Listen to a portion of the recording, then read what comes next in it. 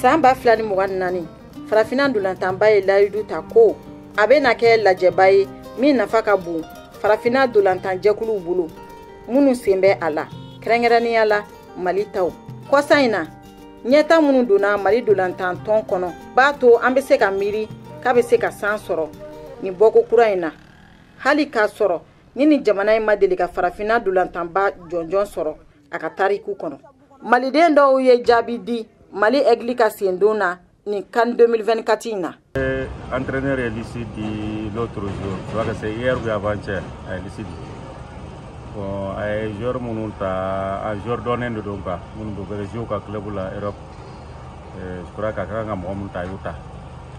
Le Mali a toutes ses chances canines. Bon, Mali mata pour la figuration que Mali tara pour remporter la coupe.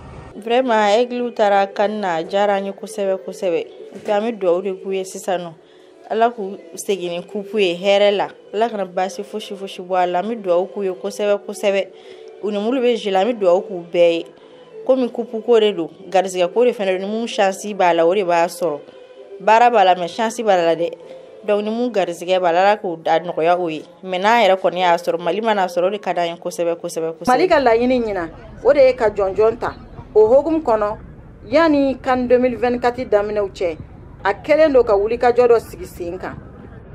Donc lisi ɲana a tɔ ye an bɛ min kɛ an b'an ɲɔgɔn mobiliser ka entraîneur yɛrɛ accompagner lisi in na ni ala sɔnna denmisɛnnin ɲumanw do ka ɲi kojugu. Sisan kurantigɛ banbali bɛ se ka kɛ sababu ye ka ni CAN 2024 matchiw lajɛli gɛlɛya Mali kɔnɔ supporters dɔw hakilina na.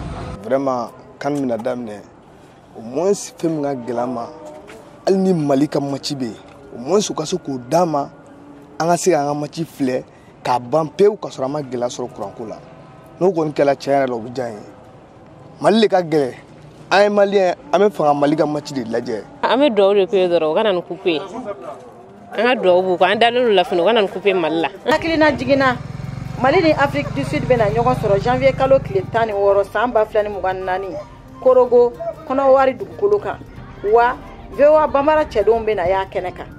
Habiba Nango Traoré ka bɔ Bamakɔ VOA Bambara.